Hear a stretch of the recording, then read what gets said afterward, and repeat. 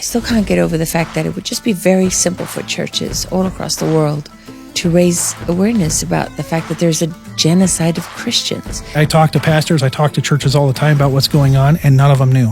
None of them knew what was going on. I'll put it this way. If we don't intervene in Nigeria, millions and millions and millions of Christians are going to die.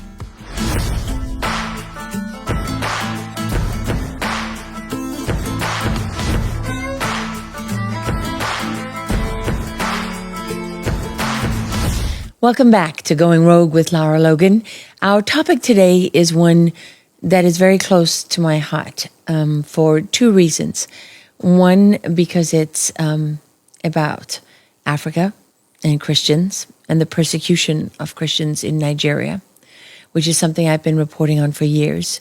And two, because the people who have brought the truth about the Christian genocide in Nigeria to the world, the group of journalists who have done this are everything that I've ever aspired to be as a journalist. I have so much respect and regard for them, and I feel like in a moment in the world where journalism appears to be dying and people are so disillusioned, there is a group of journalists in a forgotten corner of the world who are living and breathing what it is to be great when you do this job the way it's supposed to be done.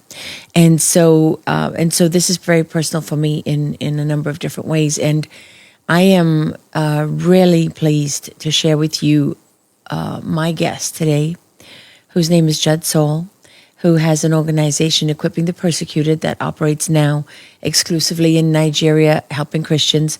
And Judd is just, he's one of those people that you look at him and you kind of get down on your knees and you say, thank you, God, that there is someone stepping in the gap, somebody who cares enough to do the right thing, and somebody that when these people are crying out in the dark and in desperation for help, that there's someone who's answering that call.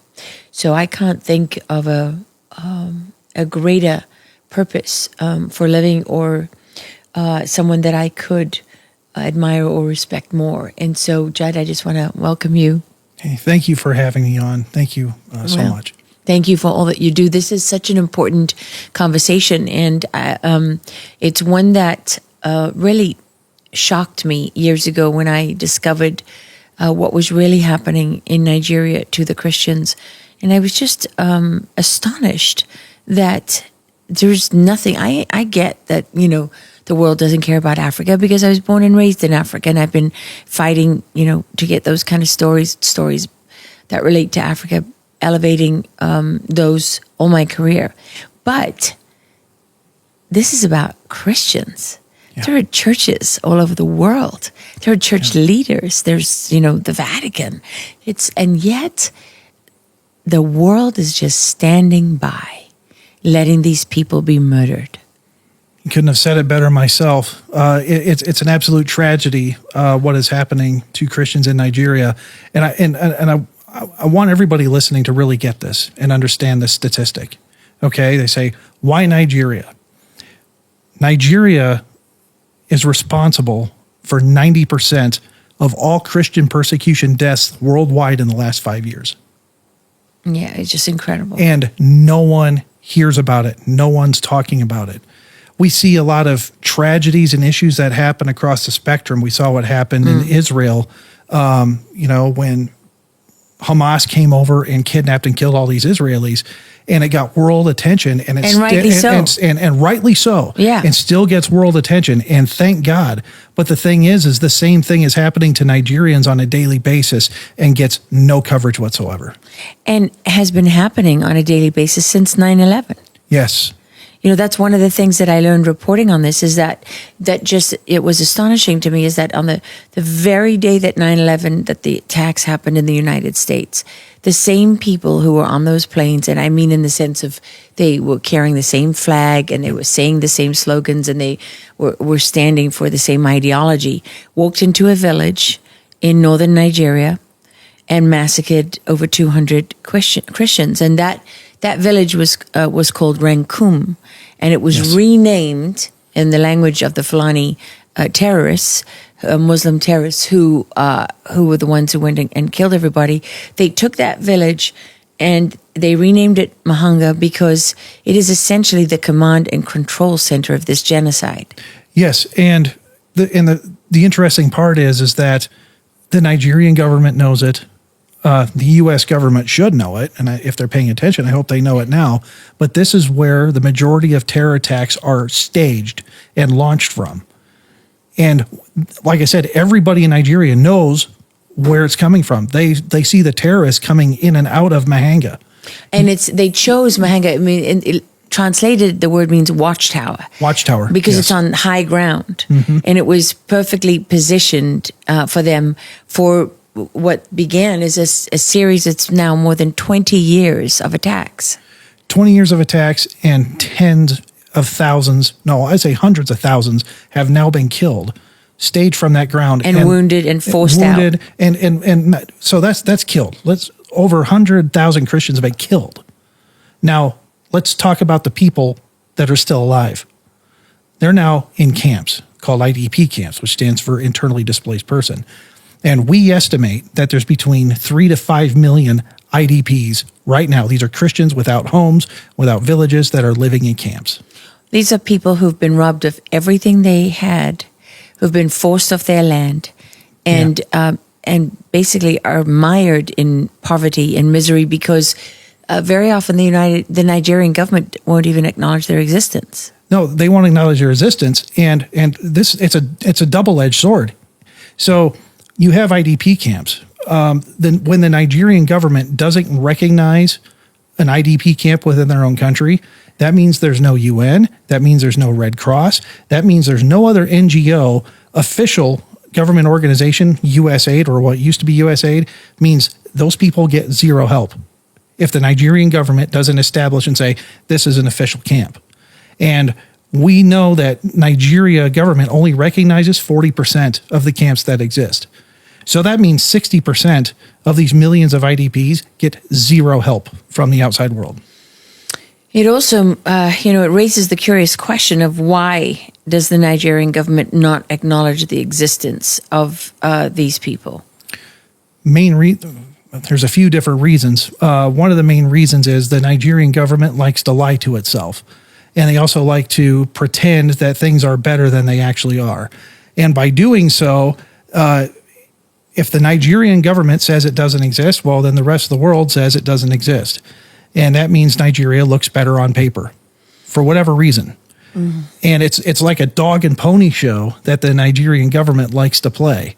Well, if you admit to the world that Christians are being systematically and intentionally massacred on your watch and cleansed from the land as they are being, then you have to do something about it. The world expects you to do something about it. Well, then you're supposed to do something about it. So there's the other part of this is that, yes, the Nigerian government is complicit, especially in the last, 8 years with 2 Muslim presidents in a row where they have turned a blind eye to the killings and have done nothing to stop it.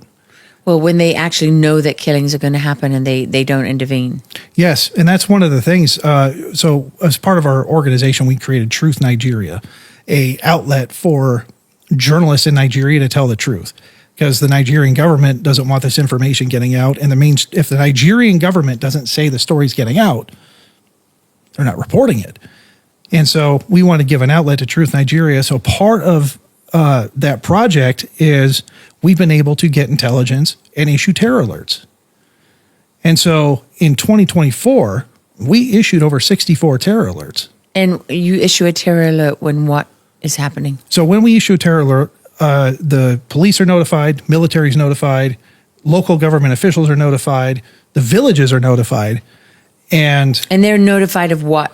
That there's an impending attack coming to your area. And how do you know that? Intelligence. From having your ear to the ground. From having our ear to the ground. We have our organizations operating in villages all over Nigeria, and people talk, people know things, and we've told people if you hear something, you hear something, see something, let us know. Okay, so just so people understand, you have your organization Equipping the Persecuted. Yes. And that does what exactly? So Equipping the Persecuted was formed to be a boots-on-the-ground mission to respond to the attacks of persecuted Christians. So to the best of our ability and the resources we have, we try to respond to an attack within 48 hours with food, medicine, aid, anything we can do to help these people that have lost everything they had. And a lot of it, because when the villages are burned and razed to the ground, all the food supply is destroyed. They have no sleeping mats. They're just left with the clothes on their backs. And so the first thing they need is food. They need medicine. And then what became a big part of our mission is we now really help the wounded victims that are still surviving. So we pay for the medical costs of the surgeries. We send doctors in to treat the wounded. Wow. To help the kids that have machete wounds, bullet wounds. We try to patch them up and save as many lives as possible.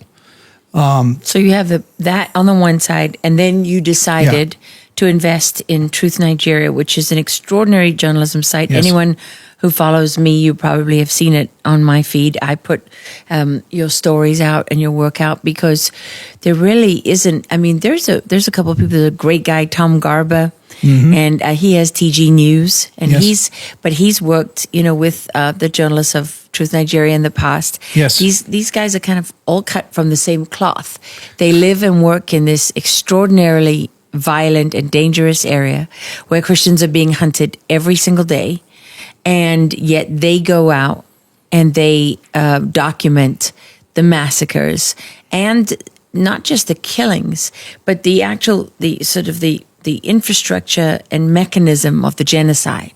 Yeah. Which involves, like you said, killing the food supply, right? So launching an attack right before the crops are about to be harvested. Exactly. And destroying everything. Right. So it's one of the tactics that they use for terror is they'll wait till the farmers plant the crops, grow the crops, and right before harvest, they'll come in, kill the village, they'll destroy all the crops. I mean, it's a form of terror that is demoralizing because you've got nothing left. Because they have nothing left. And they worked hard all year long to raise these crops, and now they're completely destroyed. Well, that's the thing that people don't realize, right? In America, you can just go to the store, you get whatever you want all year round. Over there, these people, where they live, there is nothing. There is no industry or anything. The crops are how they survive. They sell that crop once a year, and they live off that money for the rest of the year. Money for the rest of the year. So if you don't mind me going into this for a second, let's talk about what real poverty looks like. Okay, a lot of Americans and Westerners have a very, very perverted view of what poverty is. And Nigeria poverty means if you have a good job in Nigeria, you make $100 a month. That's a good job in Nigeria, $100 a month. That means you're successful. $100 a month. Now, imagine all that being taken away from you. You don't have television. You don't have power. They don't have running water. But making $100 a month means you're providing really good for your family. And all that's gone. Now you have nothing left. That is the terror that these Muslim terrorists are inflicting on Nigerian Christians. And also the terror of being asleep in your bed at night. Yeah. And hearing the motorbikes, because these terrorists, they like to come in on motorbikes. And then they just massacre everything that moves. Anything that moves, and the people that get killed most of the time are the ones that can't run fast enough, and that's the children and the elderly. The pregnant moms. The children, the elderly. And that's one of the most heartbreaking things that I see is what kind of animal would hack up a little child to death with a machete. Why? Why would you even do that? Why would you shoot a mother who's pregnant? Why would you burn an elderly person alive? This is the kind of stuff we are dealing with every week in Nigeria, and it's silent. Well, I know when I was reporting on this a few years ago, there was over, around 100,000 people already killed in this genocide, Christians. Yes. And then, and now it's much more than that. And all the journalists I talked to, in Truth Nigeria, they all say the numbers are going up. It's escalating. Yeah, it's escalating. It's escalating more and more, and it's being downplayed more and more even by the Nigerian government. There's so many. If it weren't for Truth Nigeria, you wouldn't hear about 90% of the attacks. 100%. If there weren't for Truth Nigeria, you wouldn't hear about it. And let me tell you, one of the reasons I started Truth Nigeria is just because of my background in being a filmmaker, being a person who has a quest for truth. I ran into our journalists like Masara Kim, like Lawrence Zongo and Mike O'Day. And I saw guys who don't care. They're willing to risk it all. They're willing to risk their lives to bring people the truth. That's the kind of people we have at Truth Nigeria. They're willing to lay it all on the line. I'm like, if they're willing to lay it all on the line, I'm willing to support you. I'm willing to support these efforts to get the truth out. And why? Because at the end of the day, they're willing to risk their lives to save their country and to save their fellow Christians. You know, the first time I interviewed Masara Kim, one of the things he said to me that I never forgot was, I said, Masara, you know, you're right there living in these villages, right in this area where they're killing Christians, and you're exposing it. Yeah. I said, you know, aren't you worried you're going to be killed? And he said, oh, Mom, he said, I am very lucky. Most of my friends are dead. And he said, I have already lived, you know, longer than the rest of them. And, you know, he was just basically telling me he was on borrowed time. And Lawrence Zongo told me, it's not a question of if, it's when. It's when. So it's not just about being brave. It's really continuing to do the right thing and expose this all in a situation where you fully accept that what you're doing will result in your death at some point. Right. And they're willing to risk their lives to do it this. anyway. To do it anyway. And they're men after my own heart. And I said, anything we can do to help, anything we can do to get the word out, to let people know what's going on. And historically, we're documenting history. You are documenting history. Very, very true, because really the world would have no idea. And that's in part because the media in Nigeria is pretty much like the media here in the U.S. They sit in the capital cities like in Abuja, and they parrot the government narrative, and they don't go out and witness the killings. They're not in the villages. They have no idea what's going on, but they write with absolute confidence that it's fake news and conspiracy. Let me walk you through how Nigeria news operates. Okay. It's one of the most silly things I've ever seen, and it's laughable, but it's also super depressing at the same time. So, in order to get a story out of Nigeria and get it in Nigerian news, a government official has to call a press conference. And when the government official calls a press conference, that means the journalist can then show up, because all the journalists are getting money from the government to cover the stories. So if said government official doesn't hold a press conference, the story never happened, the incident it doesn't exist. It's incredible. And, you know, I have to say this because this will really, I think, help people understand what we're dealing with here. For years, the narrative of the Nigerian government has been parroted by the U.S. government. Yes. And they have literally blamed the killings on climate change. Oh, my God. I know it sounds incredible, climate change. And the reason they say that is because the people carrying out these attacks, the Fulani, who are mostly members of the Fulani tribe, which is a nomadic Islamic tribe, they say they're being forced to migrate because of climate change. And as they're moving south, because the north of Nigeria obviously is Muslim and the south is Christian predominantly. And so as they're moving south from the north of the country, they're going into these Christian areas, and that's where these clashes are happening. Yeah. So let me explain this real fast for the average viewer.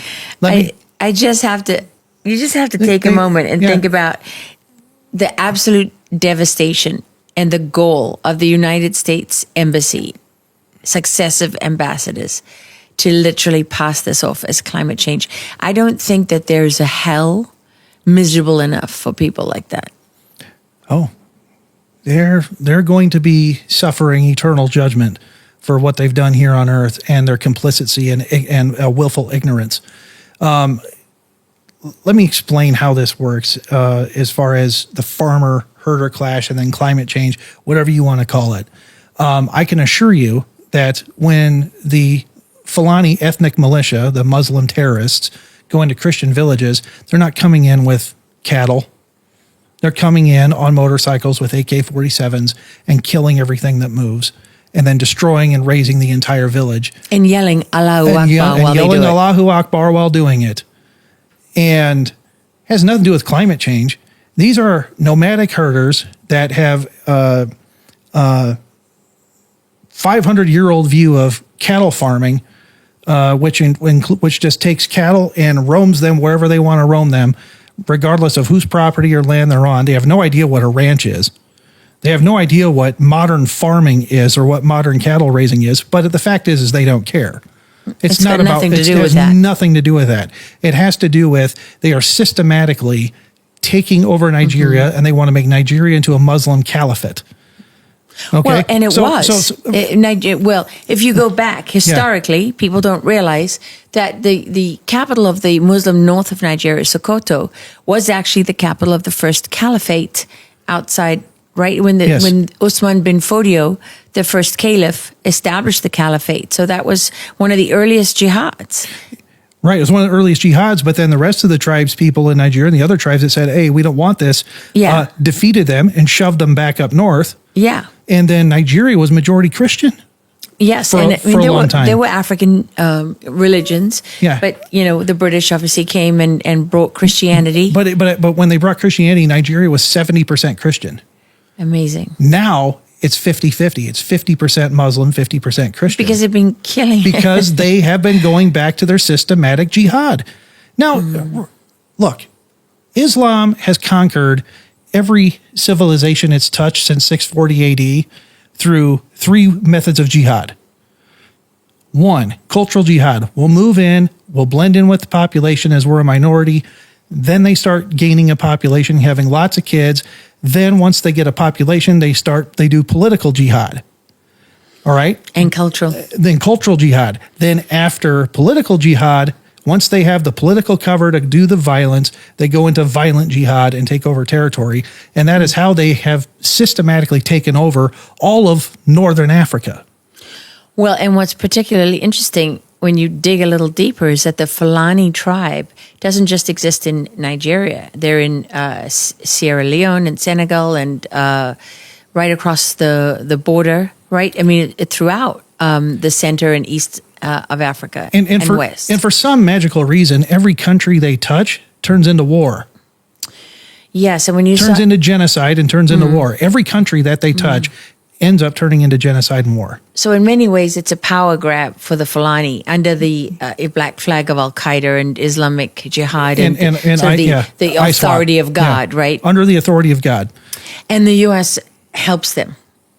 The U.S. helps them. And by blaming it on climate change. By blaming it on climate change or turning a blind eye to doing it. And putting a Band-Aid on a little bit of the humanitarian needs, but not fundamentally changing anything. And say they're helping. So I want to go back to Mahanga. I'm going to tell you something you probably don't know.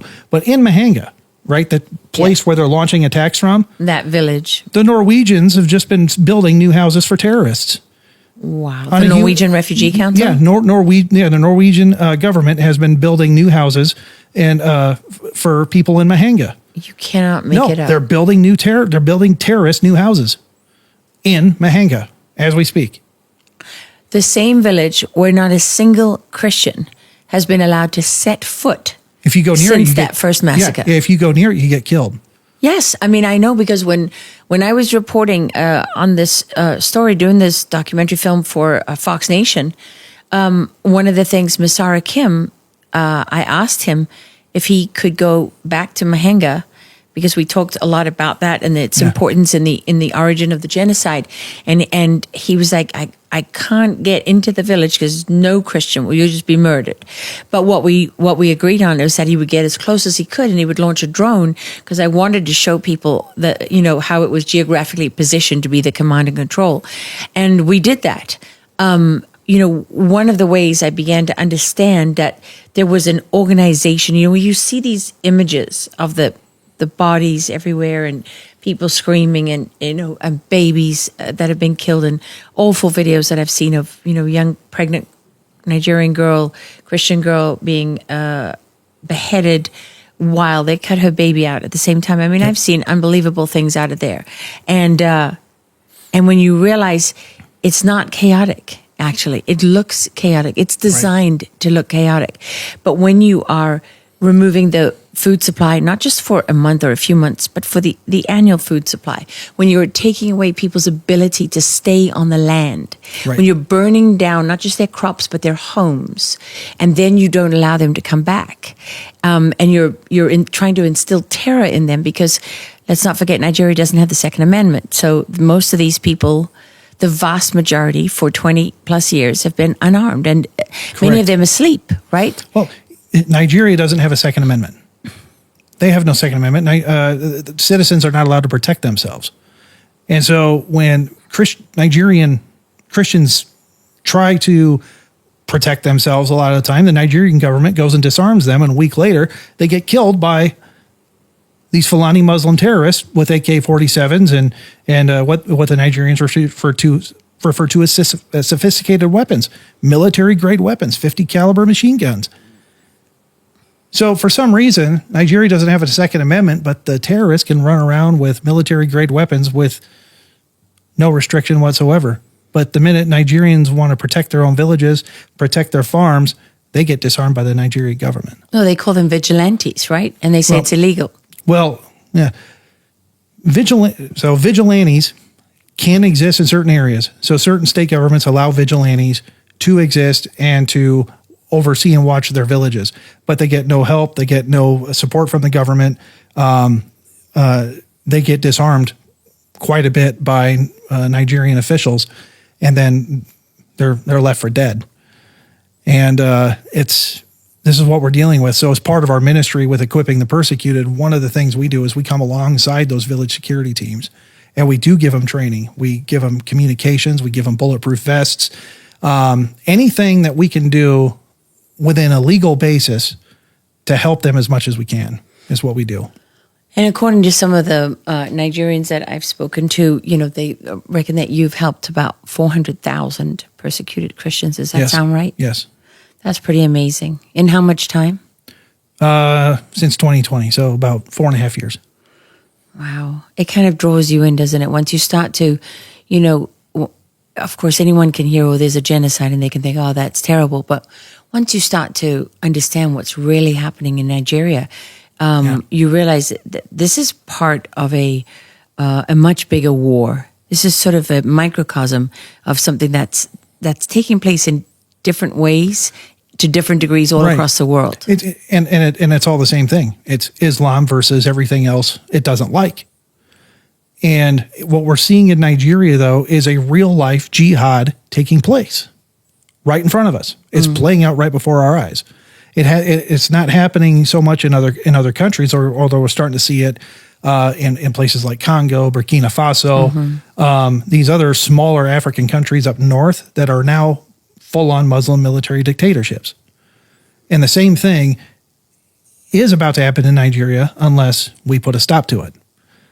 Now, what separates Equipping the Persecuted from other organizations and NGOs is I have the lofty goal of stopping the persecution.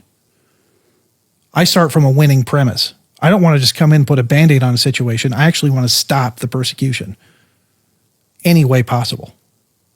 What do you mean? When you say any way possible, that sounds ominous, but do you mean it to be ominous?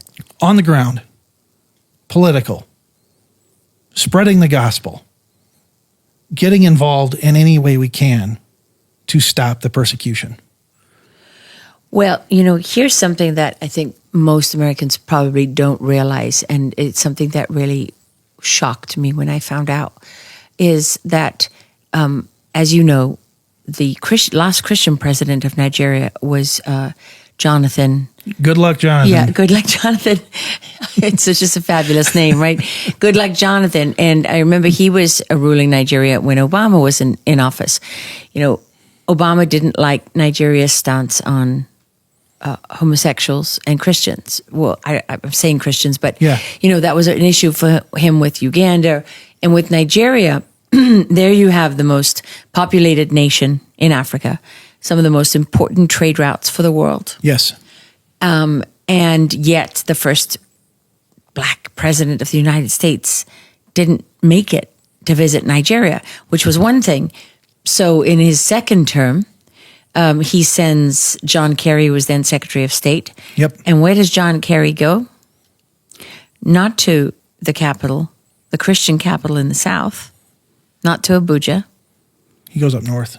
to Sokoto, Yes. Meets To the the- Sultan of Sokoto. to the historic Islamic Yep. head of the caliphate. Yep. To go, and by the way, the election campaign was happening. And at the time, Jonathan Goodluck was running against Muhammad Buhari, who was the Muslim candidate who had been in the military, who had been responsible for a coup previously. So not known to be the greatest Democrat. Oh, he was a terrorist. Yeah. Buhari was a terrorist. And did you know that Obama sent Democrat campaign operatives to help Buhari beat Yes, Jonathan? David Axelrod. Yeah, sent David Axelrod Helped manage his campaign. to Nigeria to help the guy that was responsible for terrorism and was on the side of killing Christians.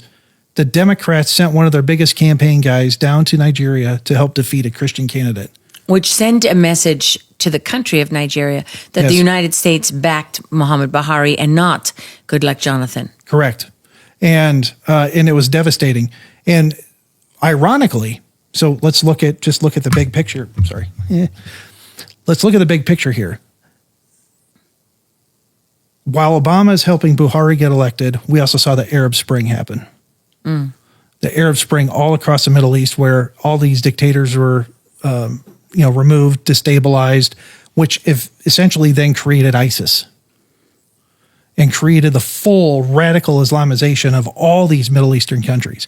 And at the same time, he's helping the radical Muslims in Nigeria take over Nigeria. Well, this is starting to sort of emerge as a consistent pattern. Yes. With Obama more and more. I mean, I didn't see that for many years. In the beginning, I was in Cairo when he made his speech to the Muslim world, and I feel like such an idiot now. I really didn't understand what he was doing. I mean, yeah, he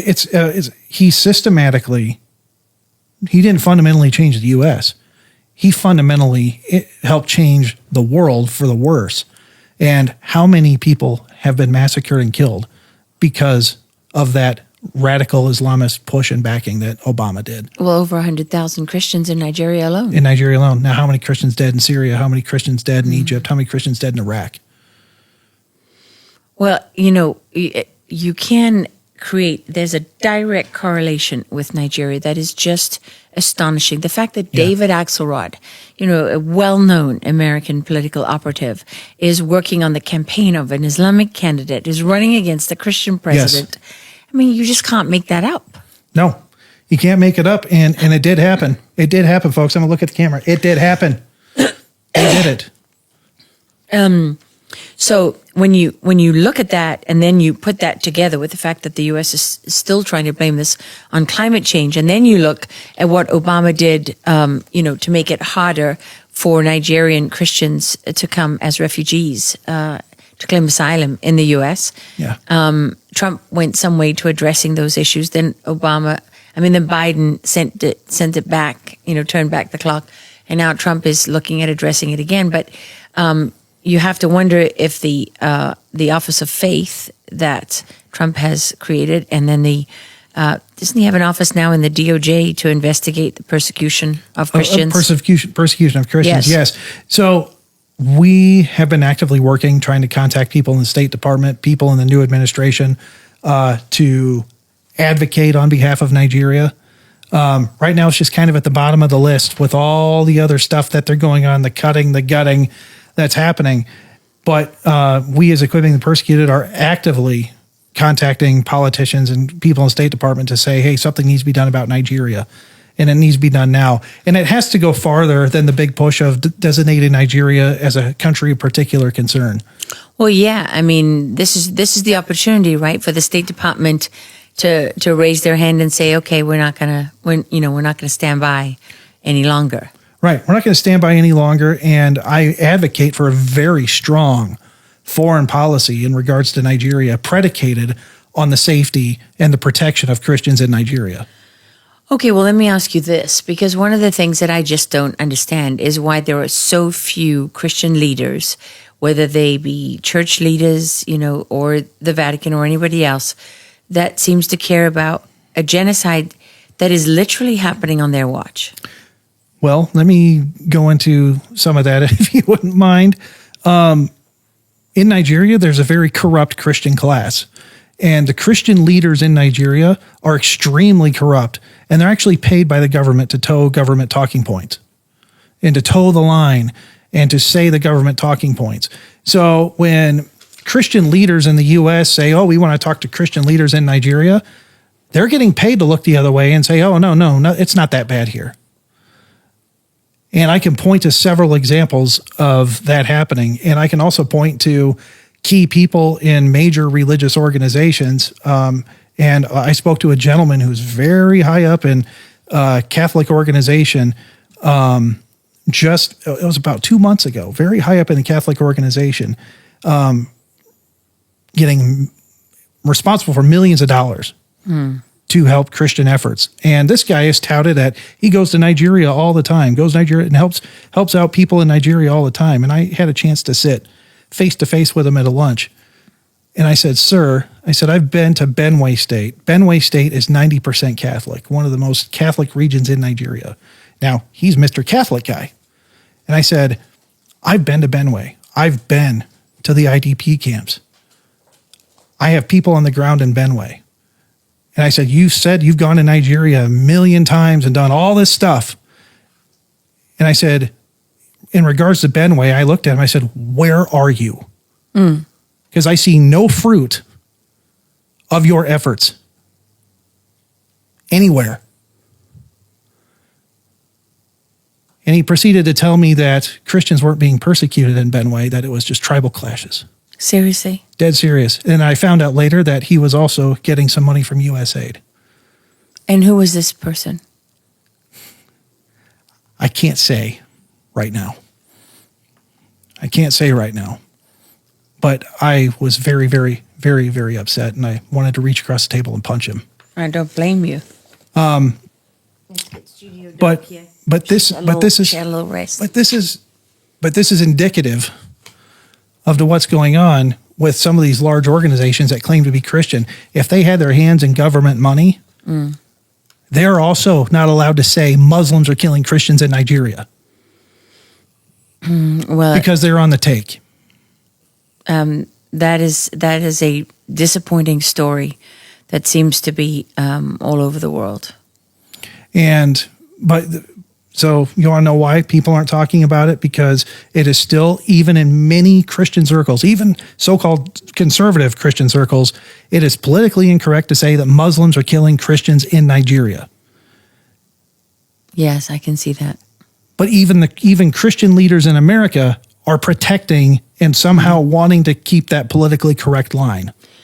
Well, if people care about the truth, and I really do mean this, I'm not saying this to sort of elevate you or to flatter you, but if they want the truth, they should all follow Truth Nigeria. Yeah, go to truthnigeria.com. That's why we exist. I mean, it's no frills there.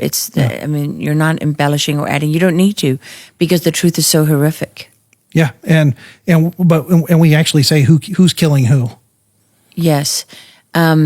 So you have the formidable Doug Burton, who is part of Truth Nigeria, who's a wonderful journalist, who many years ago went to a talk at the National Press Club about Nigeria and got involved like that. And, like me and probably like you, right? Once he found the truth about what was happening there. You can't look the other way. And the thing I love about Doug Burton is that his passion and wanting to get involved. And he's even risked, career opportunities because he focused on Nigeria and made other publications mad because he kept on bugging them about, why aren't you printing stuff about Nigeria? Yeah, he's been relentless. He's also, he's a great old school journalist / editor. Traditional, and I love it. Yeah, really traditional. And he's and he's a good mentor for these guys who before Doug kind of brought them all together, they were just alone in misery. Yeah, they're all alone, and there was no camaraderie. And one of the things I love about Doug, and I just want to give props to him, is that he has a passion for teaching young people journalism. Yeah, and want to elevate journalists in their careers. And he's been a mentor for everybody at Truth Nigeria, just on professionalism, how to report. And he's been working alongside them so well. And they all call him Uncle Doug. Yeah. All journalists say they call him Uncle Doug, and they love him to death. And I was happy to, create Truth Nigeria, which it helped everybody. Well, I think what we wanted to do. It's just been. It was a lifesaver. You say it helped everybody, but the truth is, it saved their lives. It saved their lives because every one of them was sort of, on their own. Doug's resources were very limited. I remember when Lawrence was, working. All of them, they live on less than $1 a day. A day. And I remember Masara Kim's, the first story he ever did, what she recorded on his cell phone was a church when all the people inside were burned. I think it was 27, 28 people, men, women, children. And he filmed that on his cell phone and he posted it to Facebook. And they all had sort of ancient cell phones and very little technology, very little ability to operate, and no resources. And, Doug brought them together. I don't remember what the organization was called before. Rural Watch. That's right, Rural Watch. And so it was Luca Benayat, Masara Kim, Lawrence Zongo. I know I'm missing a couple of others. Why are so many young people struggling to have babies today?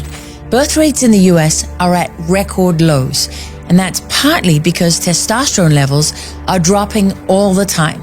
According to some studies, T levels are roughly half of what they were 50 years ago. And if we don't reverse this trend, we could be looking at population collapse. And it's why we partnered with Chalk. They're a Patriot-owned supplement company, and their mission is to save mankind from extinction. They have something called the Male Vitality Stack, and it's been shown in clinical trials to boost your free testosterone by 87% in just 21 days. That is not just a statistic. You will feel it. And ladies, you'll be pleased to know it's not just for men. The Female Vitality Stack addresses just about every complaint a woman can have. Stress, mood, hormones, energy, and focus. And it'll even help you keep up with your man. So go to chalk.com and use code LARA for 17.76% off your subscription. Cancel anytime.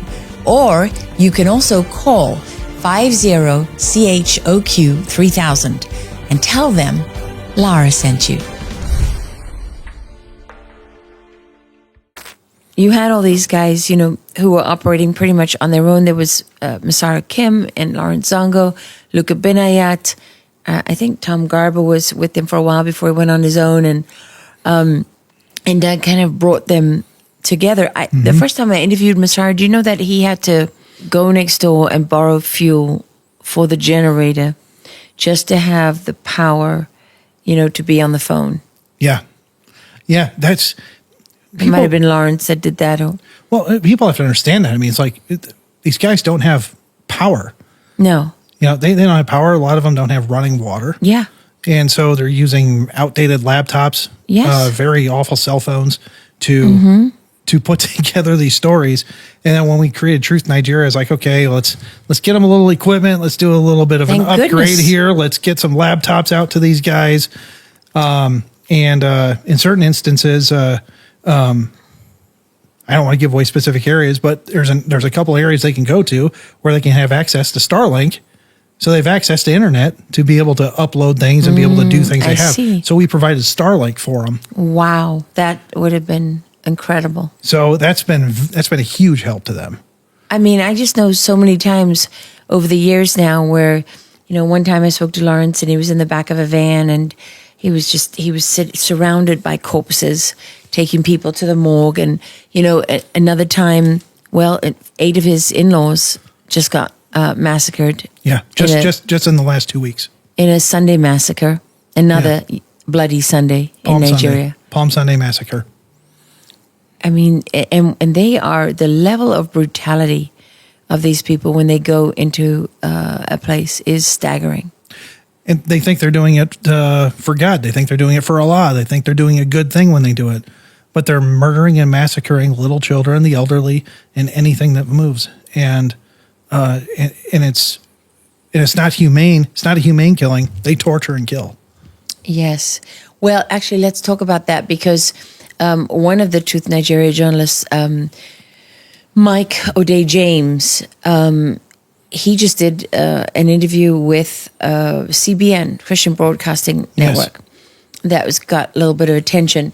And one of the things that he talked about was interviewing these people who are kidnapped. Yeah. And who are held there's a bunch of camps, right? Truth Nigeria has done a lot of reporting on this. They're held in a series of camps in the forest. In the Rajana area, like Kaduna, between Kaduna and Plateau, kind of on the border in those areas. We know of 3 camps that are housing over 600 to 1,000 Christians right now that are kidnapped, that are being tortured daily in these camps.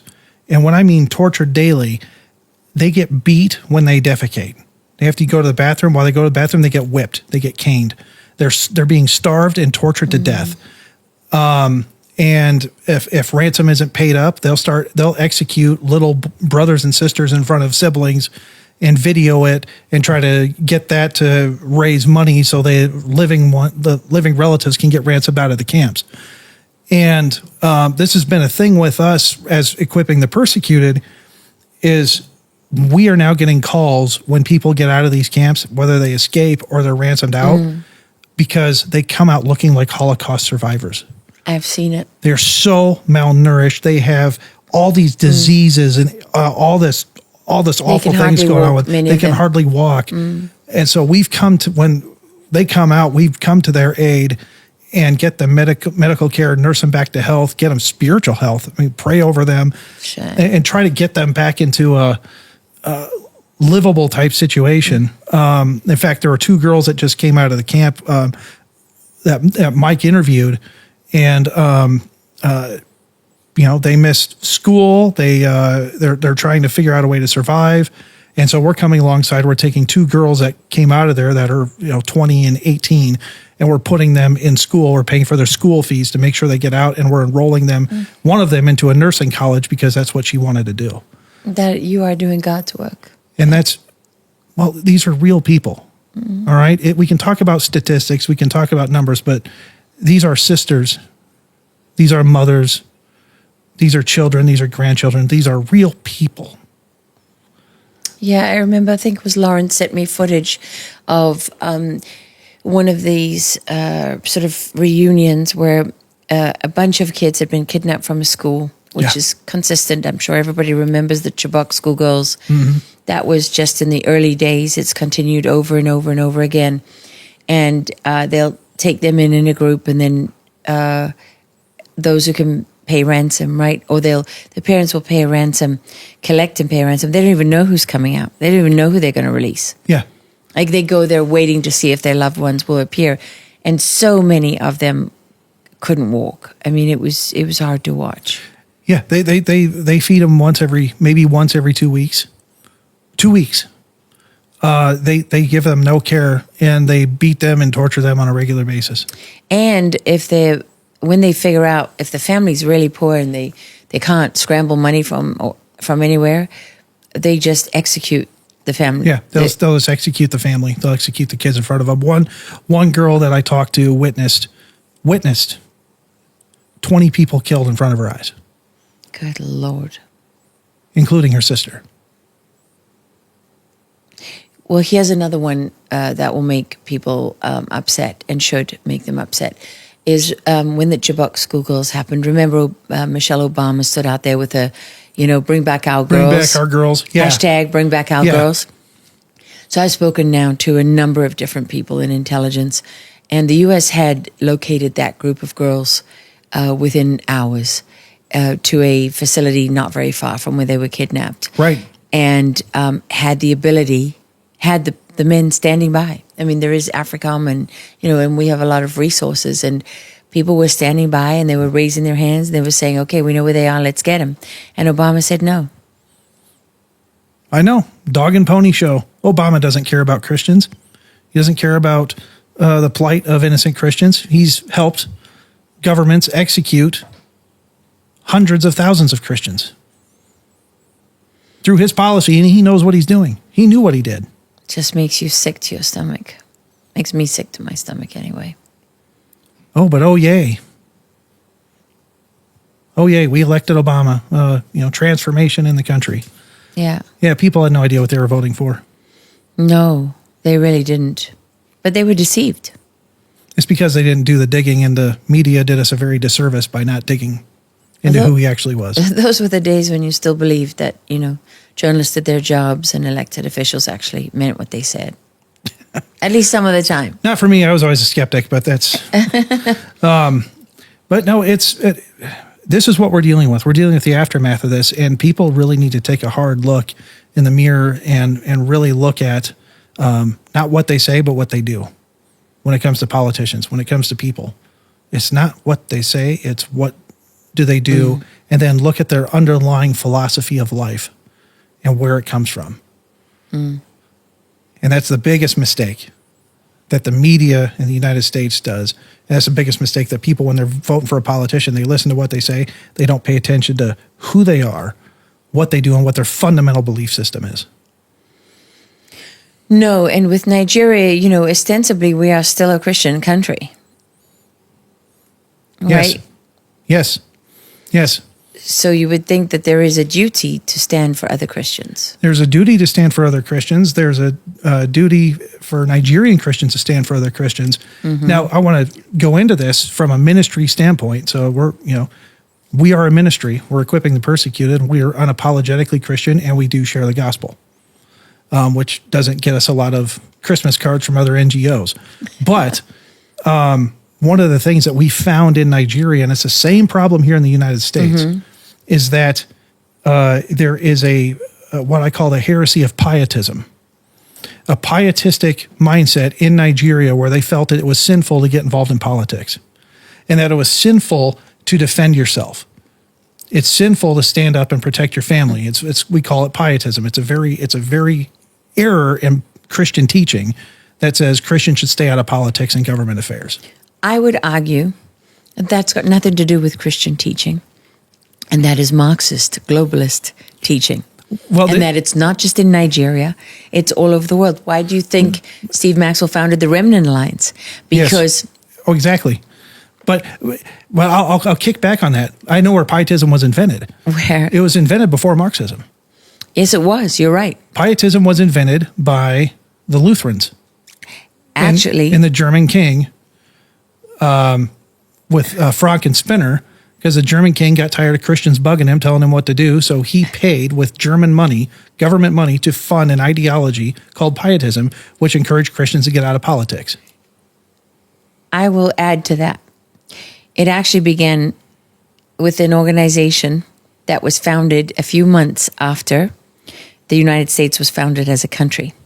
In Bavaria, the leader of Bavaria at the time, Weishaupt, established the Illuminati.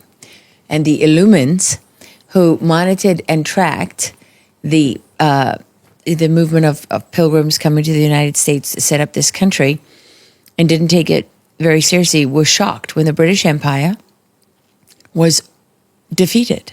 Yes. And so they studied, how did this happen? Because now they've been blindsided. So they formally organized. The Illuminati was tasked with infiltrating the Masons, because the Masons were the most powerful secret society at that time. And they were tasked with studying, figuring out exactly how they lost such important strategic ground and such a big battle. This is true, yes. And what did they find? They read in the letters of the 13 colonies that it was organized in the congregations of the churches. Yes. So that is when they then began, for the next 100 years, to try to infiltrate the congregations. And it didn't achieve what they wanted, so they then went, at the turn of the century, for the seminaries. Yes. And revolutionary theology was born out of the Catholics, but implemented by the Lutherans. Implemented by the Lutherans and pushed forward by the Catholics. And there was a deliberate, so it's not just to render Christians neutral on the right side, it's to eventually turn Christians to the left. It's to destroy Christianity entirely. Right. And so look at every church that's embraced liberation theology and revolutionary theology. All of them are falling apart.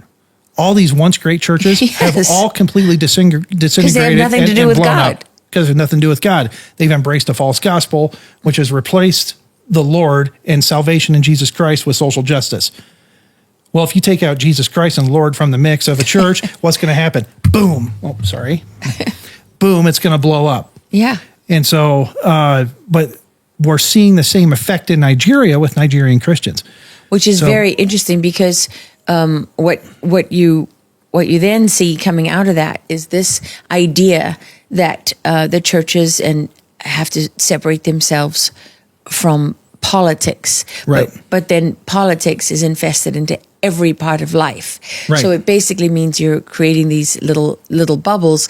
Do you know, I actually interviewed pastors. One of them told me that for his first 13 years as a pastor, he was a secular humanist. So he Doesn't literally... surprise me. How can you be a pastor and the word secular be anywhere near you? I mean, it means you don't even believe in God. And then other pastors told me about pagan rituals inside the seminaries, taking place inside the seminaries. Yeah. So I mean, this is why the Remnant Alliance was born, which works with pastors to show them how they have. This doctrine doesn't come from God. It's not in the Bible. It comes from revolutionary theology, which is a tactic to subvert God and the faith. Yes. And it is permeated everywhere. And so as an organization in Nigeria, we work with pastors and we teach them that it's okay to get involved in politics from a biblical standpoint. We teach them that it's okay to defend yourselves from a biblical standpoint. And we've had pastors come up and just hug us crying in tears saying, we knew something was wrong with this teaching. We just couldn't figure it out. Thank you for helping us. Wow. And that's one of the other ways that we stop the persecution in Nigeria is we correct the bad theology. I do want to acknowledge Bishop Wilfred. Let me make sure I say it. Anagbe. Anagbe, yes. Yes, Bishop, because he's been so brave. Yes, Bishop Anagbe is a wonderful man, and he's really doing the Lord's work. He's speaking up. He's a Nigerian pastor. Yeah, and his counterparts, Nigerian bishop, Nigerian bishop, but his counterparts are angry at him and tell him to shut up. Because they don't want the truth. And there's another bishop I'd like to acknowledge, Bishop Dugu, who's also doing the Lord's work. Now he's from the north, right? He's from he's from Benue. He's from Benue. There's another one from the north. Let me see what's his Bishop Kuka. Bishop Kuka. So there are Catholic priests that are speaking out. Yes, but they are doing it against the orders of their counterparts because. In the organization, there's a lot of corruption in there. And the same thing with all the other denominations. And they're being threatened. They're being threatened. It'd be a miracle if they survive. There's called the Equa denomination. There's Baptists. There's different Pentecostal denominations. And there are pastors in all these denominations that are starting to speak out. But the larger organizations are trying to tell them to be quiet. You're just going to make things messy for us. And let's reflect for a moment on what they're quiet about. I mean, can you paint a picture for people at this genocide? What is happening? It began, with the takeover of Rankum, which was renamed Mahanga, and that operates as the kind of command and control center. Right. And then what happened? And then what happened is they have systematically destroyed well over 300 to 400 small communities that are all now Muslim. So the Christians, they go in there, often on motorbikes, often high, right? I've seen... the Fulani terrorists, yeah. Yeah, and they just, they kill everything. They kill everything they can. They use up all their bullets, and if they run out of bullets, they use machetes, and they go kill as many as they can. And then, remember, so it could be a small amount, 50 dead, 100 dead, and I even hate to say that in those terms, but then now... everyone else in that community is now displaced. Yes, and they burn the churches down. They burn the churches. The first thing they do is they try to kill the pastors and they burn the churches. That's the first thing they go after. And I mean, and most of Nigeria is blissfully unaware. Because, one, they're not getting the news. A lot of them aren't hearing about what's going on. Yeah. Because if it's not in the Nigerian news, no one knows about it. And that's why Truth Nigeria is there, and that's why we're trying to get as much awareness about this as possible. But yeah, I really, and where do people find you, by the way? Truthnigeria.com, Truthnigeria.com, and then they can partner with us at equippingthepersecuted.org. That's equippingthepersecuted.org. We'll have a link on the website, and we'll post it on social media as well. Thank you.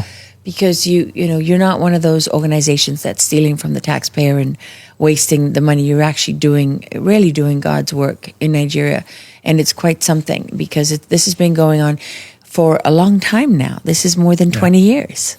Yeah, and I just like to say this and just get this out there. I created Equipping the Persecuted because I'd been going to Nigeria for over 10 years, and I saw the persecution increase, and I saw no one doing anything about it. I saw a lot of organizations talking about it. I see people come in and do photo ops, but I saw no real on-the-ground action happening. And that's why I created that's why I created Equipping the Persecuted. Well, there's a Catholic priest that I know very well, and I interviewed him many times. I did 2 60-minute stories with him and a documentary. And one of the things he said to me, because he investigated the Holocaust in Eastern Europe, 20 years. And he said to me, we love to build museums for genocide and monuments and stand up and say, never again, never again. He said, but why, when the genocide is happening and we can actually do something about it, we can stop it. Right. Why then do we do nothing? Therein lies the question. That's a thought process that's foreign to me. Because if I see something going on and I can do my little part to play in it to help stop an atrocity, I'm going to be there to do it. And for people to sit back and just, people don't want to acknowledge horror. They don't want to acknowledge the horrors of really what's happening. And especially in Western civilization in the United States, people here live in a very comfortable bubble that have first world problems that could not even comprehend what a persecuted Christian is going through in Nigeria. Well, how did it begin for you? Why Nigeria? Well, my grandfather was an evangelist, or is an evangelist. He's 89, still evangelizing, and was doing some work in Nigeria. What's his name? Dwayne Wessels. And if I just say this, just as a Christian, if it weren't for him being rooted in the faith that helped root my mother in the faith, I wouldn't be here today.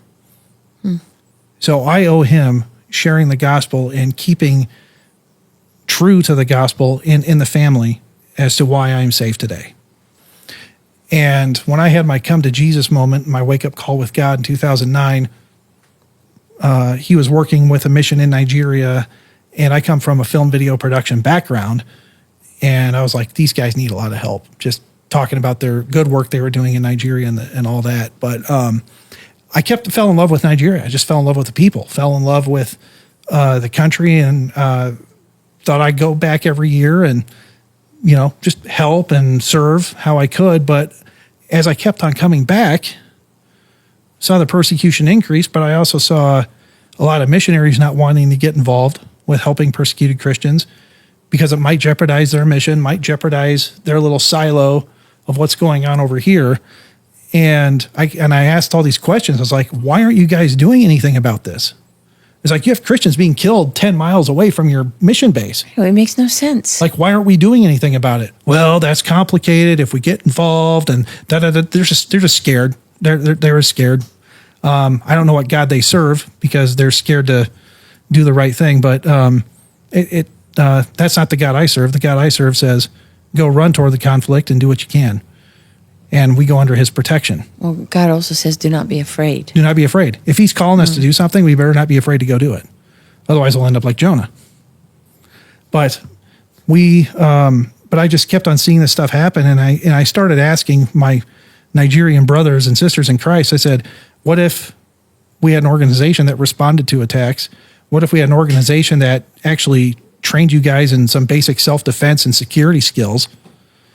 What if, we did these things and they said, we need this yesterday. When can we start? Wow. I said, is anyone else doing this? And I talked to other missionaries, I talked to other pastors, and they said, no one else is doing this. And they said, we need this yesterday. And look, I'm just a weird guy from Iowa. I'm a guy from Iowa with a mission. That's where you were born, right? Where I was born and raised. And I just said, this is common sense. And for, a few, for a little bit of money in the grand scheme of things, we can do a lot here. And that's how we started. And now I do have another friend, Mike Arnold, who lives not very far from here in Blanco, who also, he had a school in the refugee IDP camp over there, and they shut the whole camp down. Yeah, that's it's sad. It's really sad. I mean, the government is pretty brutal. The government is, the government's brutal. They're, like I said, they're turning a blind eye to what's going on. But if they don't like a certain location, like a certain place, and when they move IDPs, like refugees in their own country, to another location, that's not their own land. They're on someone else's land. It's not government land. It's some other tribal land.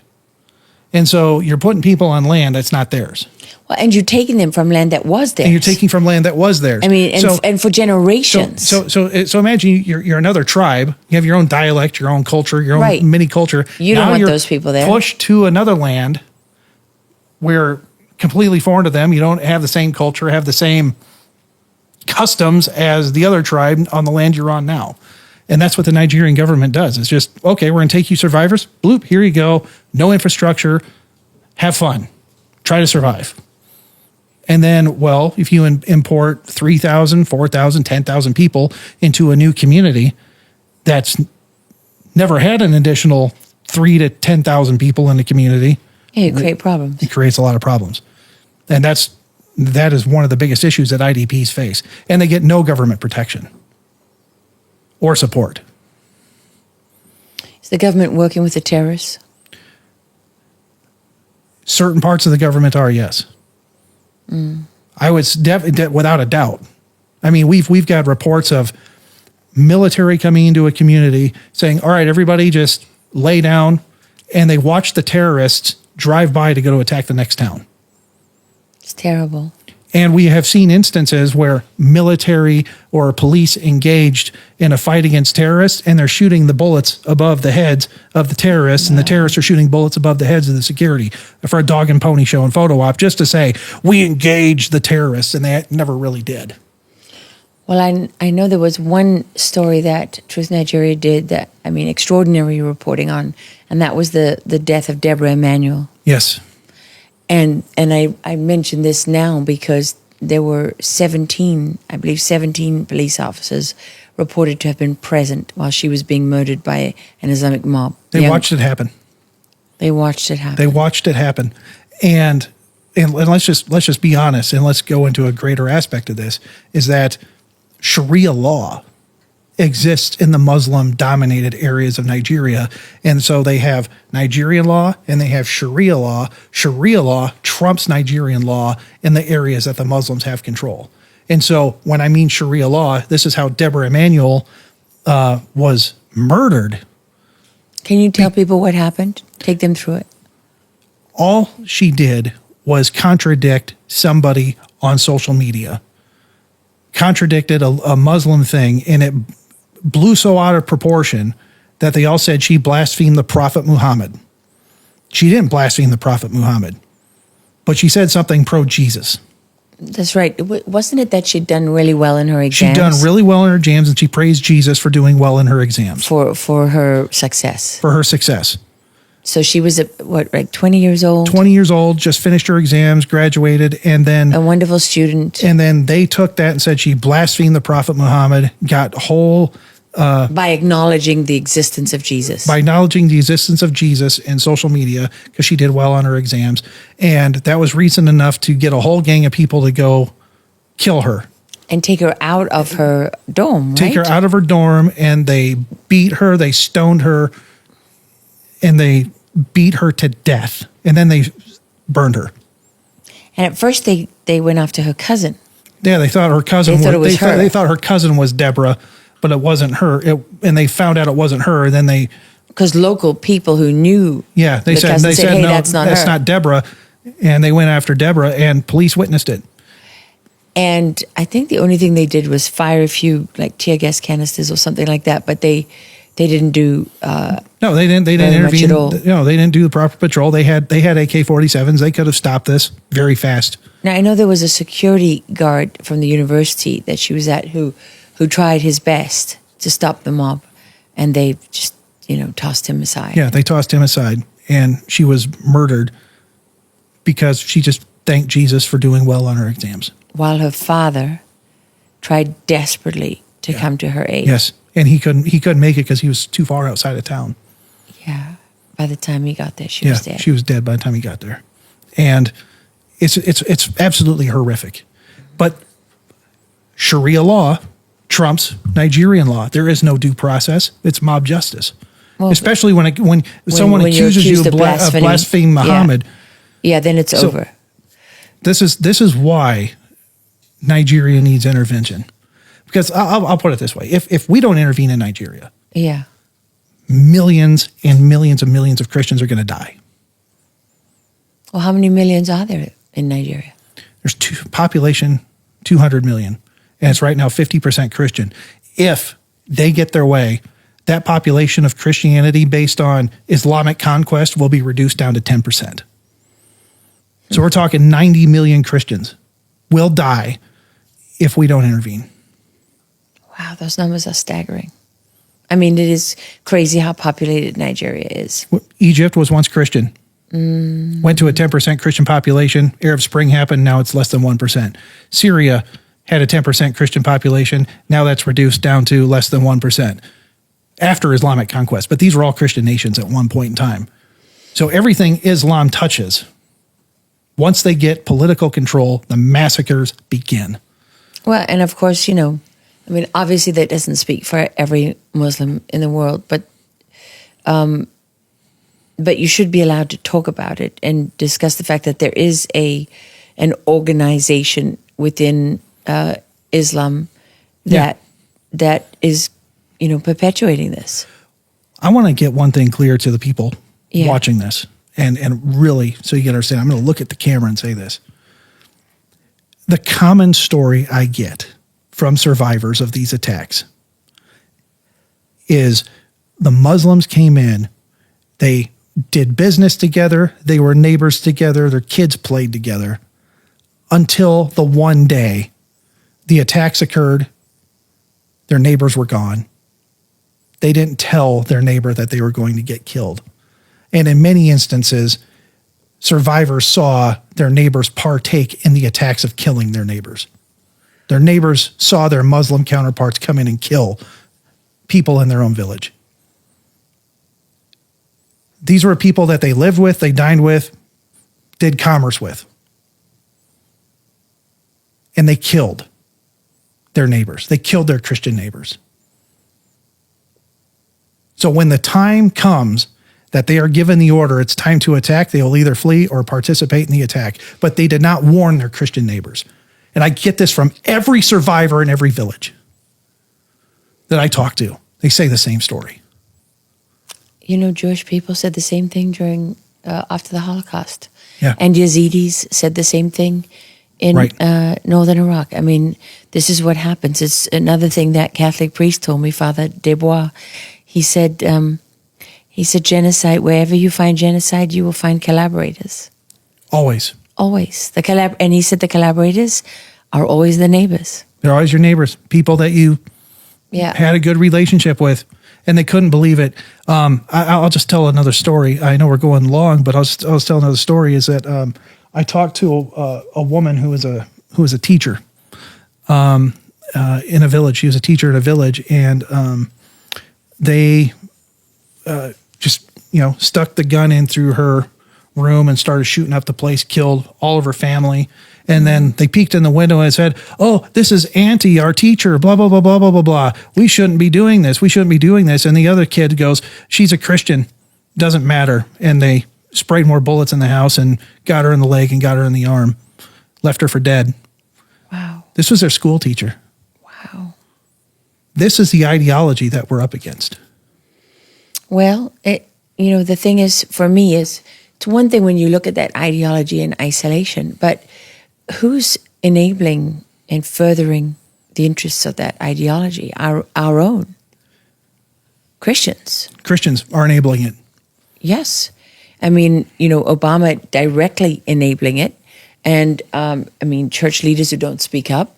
I mean, you could say indirectly enabling it. But who's responsible for revolutionary theology? Not the Muslims. No, the Christians. And let me just put it this way. So they'll say, well, if we say these things, it's not loving your neighbor. It's not loving our Muslim neighbor.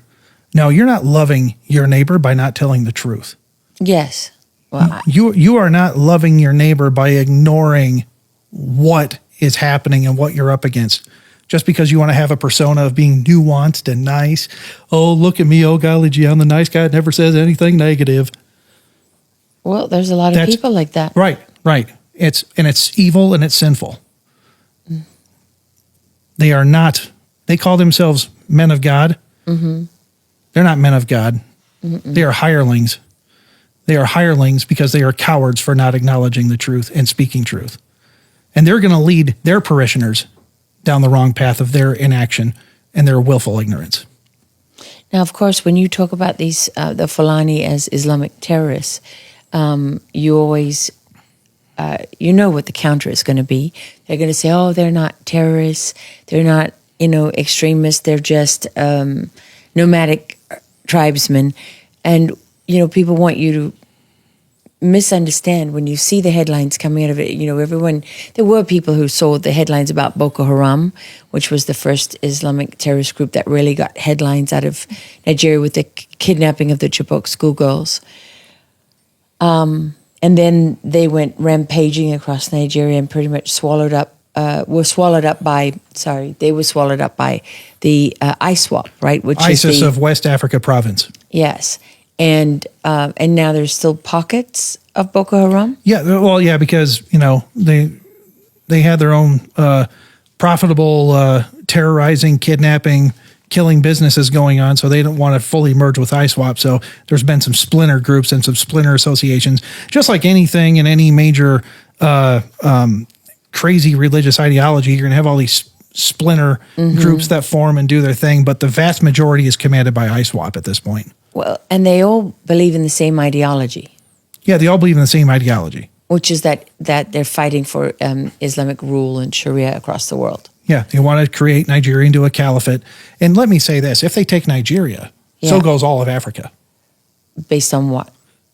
The population, the natural resources that are in Nigeria, that is like the key to Africa because Nigeria is the most populous nation in Africa.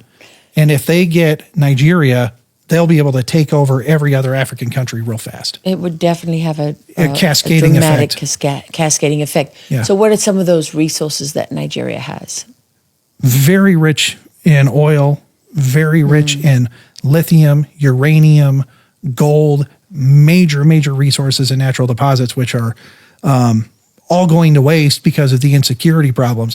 If Nigeria didn't have this terrorist problem, this Islamic problem, and they were able to get security back in the country, and they were to tap into the resources that are available in Nigeria, Nigeria would change overnight and be a very prosperous African country. Well, how about also if intelligence agencies like the CIA and MI6 stopped interfering? Well, if they would stop interfering in the political affairs and advocate for the enemy, and they should start advocating for the good guys, you'd see a lot of change happen.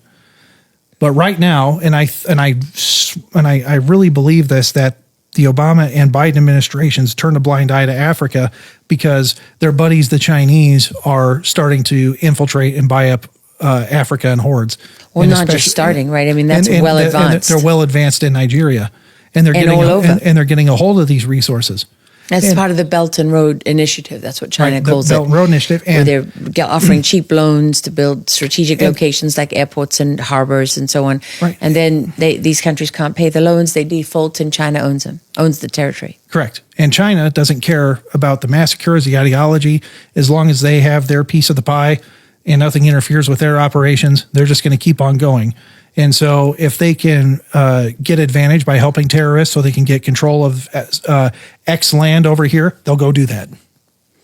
I still, I still can't get over the fact that it would just be very simple for churches all across the world to raise awareness about the fact that there's a genocide of Christians. It's not a genocide of, you know what I mean?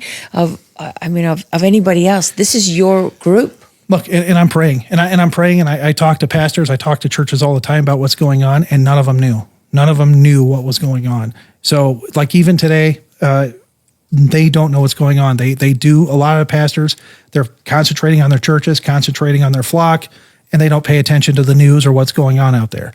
I know, it's not just the news, though, right? Right. But it's Christian. It's Christian activity. But the other thing is, I've run into churches where they said, "Well, you're doing a really good ministry. You're doing a lot of great work, but this topic is really depressing." Oh, yeah. Yeah, it is. This topic is really depressing. So that goes against their live your best life now, happy, happy, love, love, love, joy, joy, joy, nothing bad ever happens, praise Jesus theology. And I do run into that. I'm dead serious. I had a pastor tell me that this topic was too depressing to talk about in his church. That is not surprising. Sadly, it's not surprising. No, sadly, it's not surprising. It doesn't mean you shouldn't speak out against it. It doesn't mean you shouldn't try to change it. Just because it's not surprising doesn't mean it shouldn't motivate people. At the bare minimum, he could talk about, say, hey, our brothers and sisters in Nigeria are being killed. Let's pray for them. I would take that. You don't have to promote my ministry, promote my mission, but just bring it up to your people so we can get more prayer and more involvement. But it's too depressing. Well, it's going to be even more depressing for them when it comes home to roost. Yes, I agree.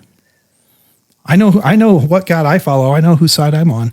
What do you think, is based on what you're seeing on the ground and the trends? I mean, as I understand it, from a number of the Truth Nigeria journalists, they all agree that the pace and the ferocity, the intensity of these mass murders of Christians is escalating. It's going up. It's escalating. It's escalating. It's not stopping. But here's an interesting thing: is there is hope. Why? How? What do you mean? There is. Well, there's hope in the Lord Jesus Christ, and there is hope for the people. That's why we're on the ground dealing with it every day, trying to help these people. Because when we come to help them, you'd think they would be bitter towards God. You think they would have, why did God abandon me? Their faith actually grows, and we have seen many people come to know Christ because we showed up and said, showed up being the hands of Jesus and demonstrating His love by coming alongside these guys and helping them in their biggest time of need. We've seen more people come to know Christ, but we've also seen fulani, and we've seen Muslims come to know Christ through our efforts in Nigeria, because we show up, and we show up enough to say we care. And there have been Muslims caught in the crossfire. There have been people that see what's going on, and they say they just know in their heart that this is wrong. Well, there have been multiple instances of Muslim people who have been murdered because they wouldn't go along with it, because they wouldn't go along with it. And we have seen Muslims come to know Christ through our ministry and through these efforts. That's what brings me hope. That's what gives me hope. How many? How many Muslims? Oh, phew. Hundreds. Really? Hundreds. That's amazing. Through our mission. Because if that's against the tenets of the Islamic faith. And one of the things we do can get you killed. And so one of the things we do is when a Muslim comes to know Christ, we have safe houses for them. And they are discipled for 3 months. Wow. And they make the choice, am I going to go to another Muslim region and share the gospel up there, or am I going to, play it safe and move south? Wow. And we have safe houses where they are trained in the gospel and trained on how to share their faith. Like I said, we're a gospel preaching mission. Everything we do is accompanied with the preaching of the gospel of Jesus Christ. Can we pray now for the Christians in Nigeria? Let's do it. Want me to pray? All right. Lord, Heavenly Father, God, we just ask for safety, protection over our brothers and sisters in Nigeria. And those that are listening and see this, Lord, I pray that you awaken in them a heart and a passion to help our persecuted brothers and sisters. Lord, we know we're here doing your will, and we know we are here for a purpose. And I just ask that you use us to the best of our abilities. But I ask for the safety of our teams in Nigeria. Pray for that they just get through their day safely. Pray for our persecuted brothers and sisters, that when harm comes, that peace is brought upon them, and that your light shines through every one of us. In Jesus' name, amen. Amen. Thank you, Judd. Thank you very much. I want to keep talking to you about this. Yes. I want people to please follow Truth Nigeria. If people want to get involved, I know they can go to Equipping the Persecuted. Yeah, we need people to partner with us at equippingthepersecuted.org. We need all the help we can get. What kind of partnerships are you looking for? For as little as $35 a month.